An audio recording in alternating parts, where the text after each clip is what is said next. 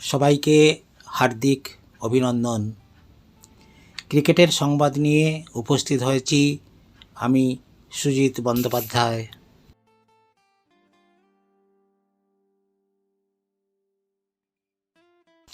মোহাম্মদ শামির পাশে ইরফান পাঠান। ঘরোয়া ক্রিকেটে দারুণ ফর্মে, তা সত্ত্বেও জাতীয় দলে ব্রাত্য মোহাম্মদ শামি।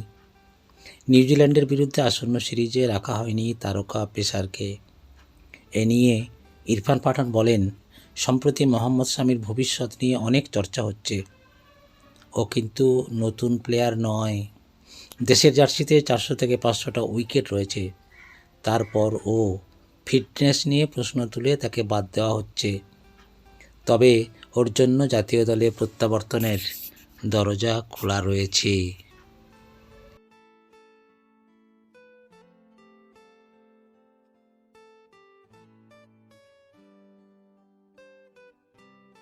শেষ পর্যন্ত থাকার জন্য সবাইকে অসংখ্য ধন্যবাদ।